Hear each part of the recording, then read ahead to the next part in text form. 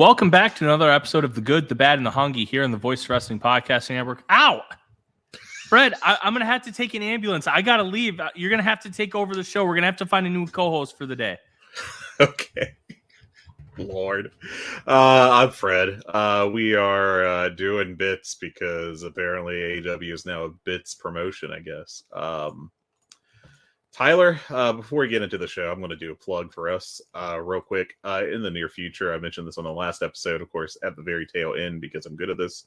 We're going to be talking with Dave Meltzer, doing a conversation about the Observer Hall of Fame, and also doing a mailbag segment as well. So if you'd like to send him a question about the history of wrestling, you can do so by emailing us at hungeepod, that's HUNGEEPOD, at gmail.com, or alternatively, you can drop the question in our server, or our channel, I should say, on the Voices of Wrestling Discord server.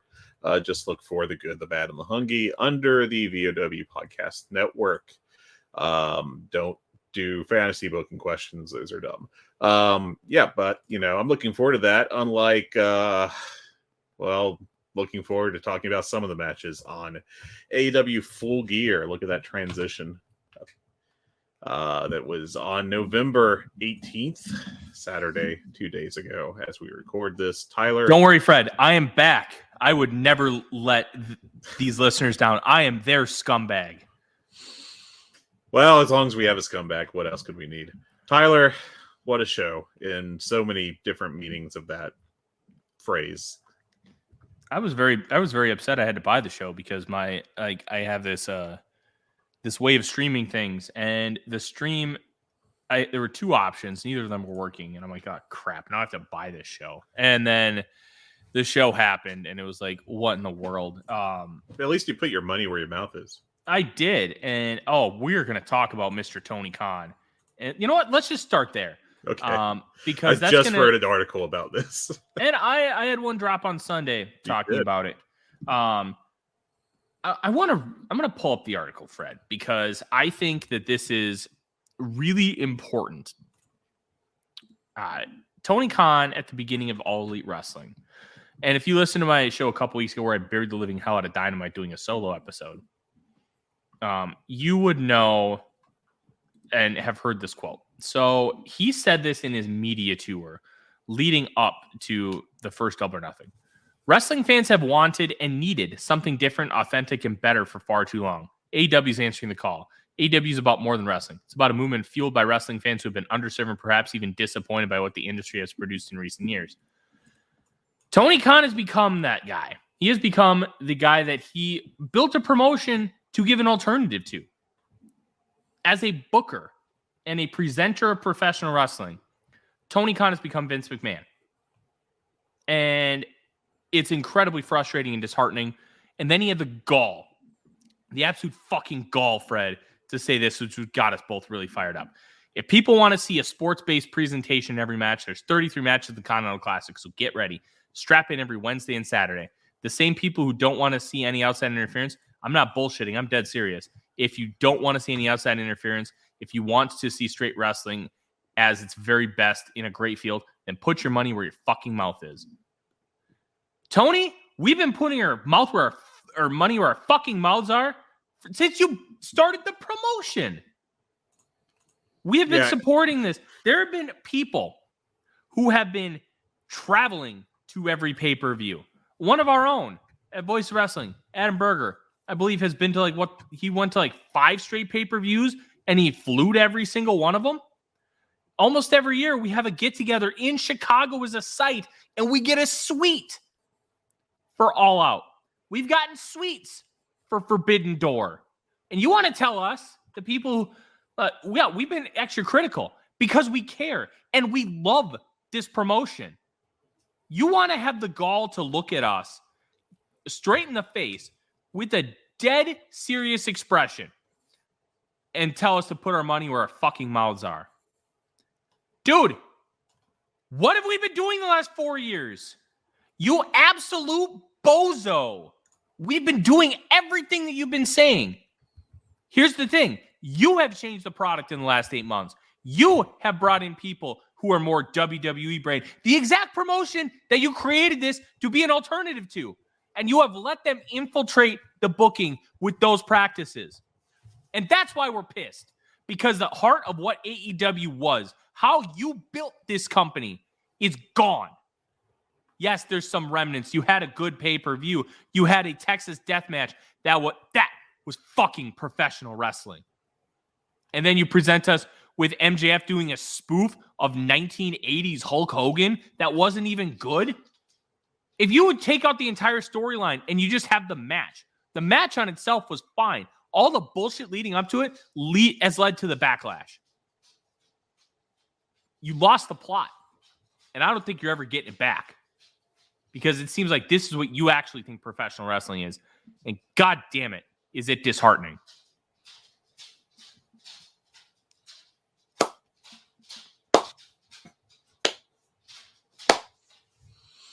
Yeah, I can't really add too much to that. I thought that quote, "Put your money where your mouth is grotesque on like multiple levels. First of all, it's a billionaire like yelling at people with a fraction of his net worth, and like a real like small fraction of his net worth for not spending enough money on his shit. You know, if you're running a business, then you sell stuff to people, then you better make sure your people want to buy your shit. That's kind of the deal. That's how business works on its most basic level. And you know, if people aren't buying what you're selling, then I would argue that you should examine what you're selling and determine what you know they want instead. But you know, I guess Tony Khan's just built different.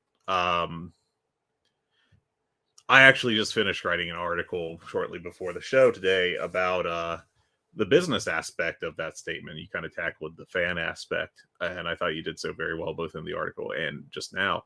I think it's very ballsy isn't the right word, because that indicates to me something at least kind of positive.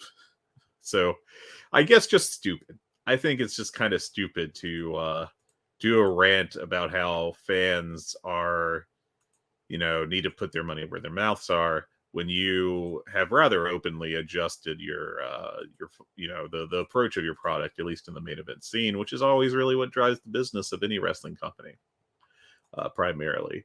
And to do that and you know, and then be upset that people aren't giving you money because you kind of changed a central aspect of your business.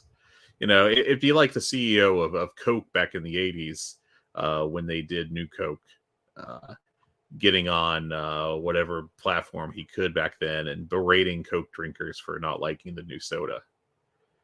And yeah, like, what are we doing here? You know, I understand the instinct that that a more sports entertainment approach to professional wrestling, a more WWE, theoretically could draw you more business, because they have for such a long time been the largest professional wrestling business in North America. And so you want to kind of appeal to those fans too. And I think it's also a reaction to these weirdos on Twitter, you know, just the randos that have no stake in your business, constantly playing the AEW doesn't tell stories card, you know, which is kind of, if you actually watch AEW, you realize that's not the case. But what they want is just WWE with AEW window dressing. And MJF is doing his damnedest to give that to everybody. And, you know, Tony Khan is obviously on board with it because he's letting it go on the show.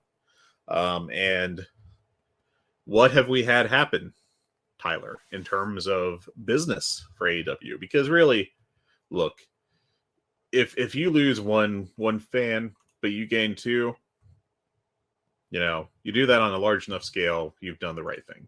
You're making money. WrestleNomics just did a study, released one, and we talked about this on the last show, but I'm going to bring it up again because this is kind of important to all this. They just did a year over year for the key performance indicators we have for AEW. The overall viewership of Dynamite year over year from this quarter 3 of this year to quarter 3 of last year, has dropped by 11%. The year over year for the overall TV ratings for Rampage year over year dropped 20%. TBS and TNT originals overall have risen 3% in spite of those AEW drops.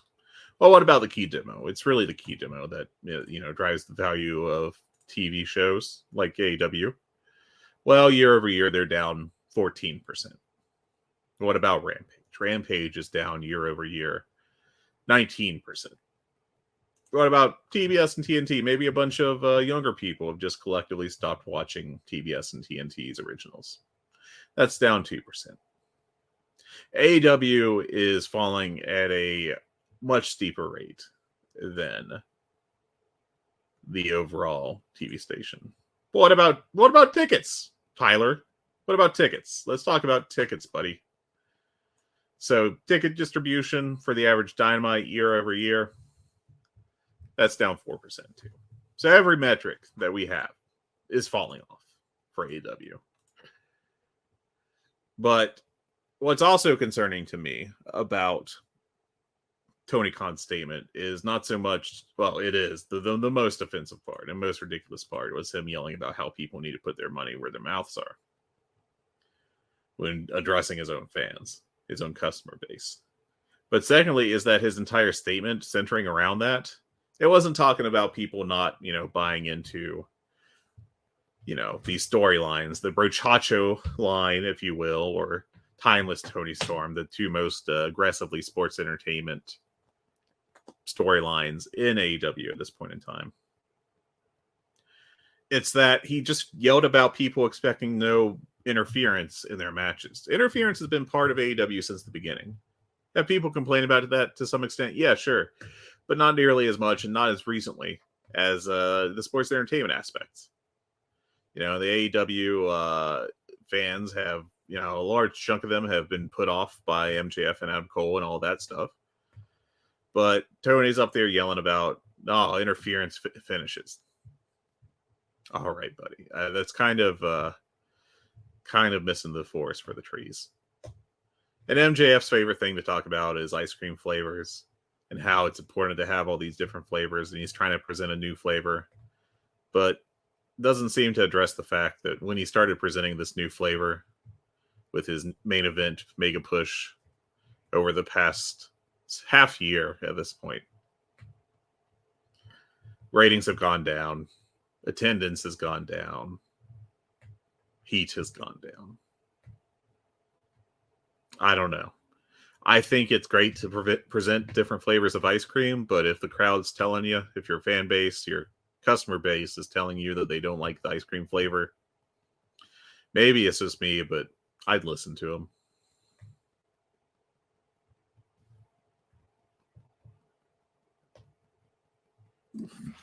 You like that dramatic long pause? Because I'd listen to him too. And the Joe Lanza special. Yeah.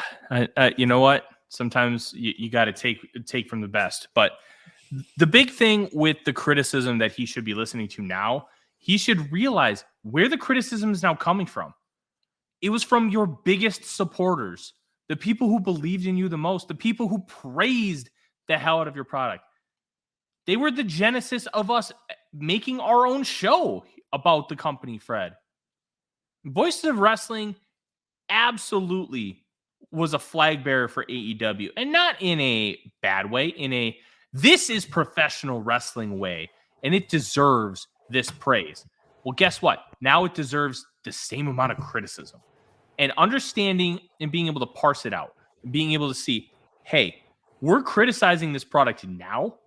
Maybe you should understand why we're criticizing this product. The why behind the criticism means more than the criticism itself. Context is king. Now, I'm not the biggest fan of Eric Bischoff, but he's right. Context is king, and that can go across multiple mediums and platforms. So if you don't have context, well, what does it matter? You have to understand the context behind something. We're criticizing the product because it deserves it, because we care about it, because we want it to thrive and be successful. You can't just sit in a room with a bunch of yes men. You're going to create a bunch of shit. And right now, this company is trending a lot more towards shit than it is like gold. It's the gall the arrogance, the misunderstanding, and the gotten-to-ness of Tony Khan in that presser. It's just awful stuff. Like, we could beat this drum, and we probably will continue to beat this drum throughout the rest of the show, but we have a pay-per-view to cover, Fred.